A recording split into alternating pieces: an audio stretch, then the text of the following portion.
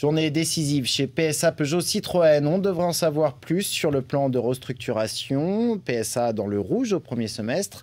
Les syndicats ont obtenu un délai supplémentaire. Gaëtan Mélin est devant le siège de PSA. Les syndicats de PSA ont refusé de rendre un avis sur le plan de restructuration dévoilé par la direction. Ils ont demandé la nomination d'un expert qui étudiera très précisément la situation financière du constructeur automobile. Ce matin, cette même direction a annoncé une perte de plus de 800 millions d'euros pour le premier semestre. Et pour la direction, eh bien, cela justifie tout simplement la mise en place de ce plan de restructuration. PSA va d'ailleurs encore plus loin en annonçant un plan d'économie d'1,5 milliard d'euros d'ici à 2015. 600 millions d'euros d'économies seront obtenus justement par ce plan de restructuration dévoilé le 12 juillet dernier. Il reste donc 900 millions d'euros à trouver. Cela concerne donc les dépenses d'investissement industriel, mais également les coûts de production. Alors on va maintenant retrouver Patrick Sauce qui suit depuis ce matin les salariés d'usine d'Aulnay-sous-Bois, des salariés qui sont venus devant le siège de PSA retrouver leurs collègues de Sochaux et de Rennes. Patrick, d'abord, quelle réaction à l'annonce de ce délai obtenu par les syndicats ? Écoutez, il y a la volonté de continuer à maintenir cette pression, même si c'est déjà une petite victoire. Je suis avec Fabrice Ségara, qui est salarié de PSA Aulnay depuis près de 13 ans maintenant. Est-ce que ce délai, non pas ce retrait, mais cette suspension du plan de restructuration est une victoire déjà pour vous?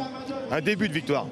Après, on verra après les vacances. Je pense qu'on partira en vacances avec peut-être en y pensant aussi, parce que faire ça avant de partir en vacances, c'est un peu, on va dire, anormal.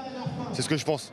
Oui, parce que justement, demain soir, à 22h28, très exactement, l'usine de PSA ferme ses portes pour plus d'un mois, jusqu'au 4 septembre. C'est le congé annuel. On voudrait savoir tout simplement quel est le moral pour les salariés. Le moral, il est bien et pas bien à la fois.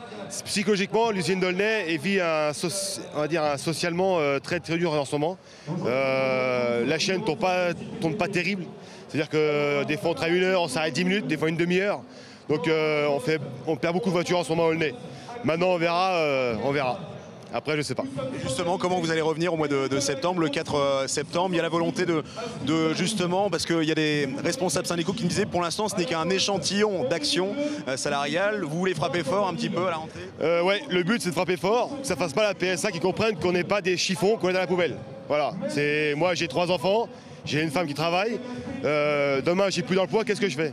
Voilà, j'ai 37 ans, j'estime que ça fait 13 ans que je donne le t-shirt à PSA, et j'ai aucun remerciement en retour. Le remerciement qu'on a, c'est quoi? On va dehors et on n'a rien le droit de dire. Voilà. Ça montre à PSA qu'on sera présent jusqu'à temps qu'il décidera de ne pas fermer l'usine. Voilà.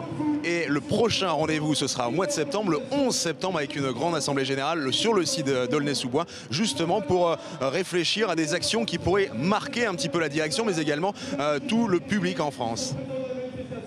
Merci beaucoup Patrick Sauce, vous étiez en direct avec Elsa Giroux.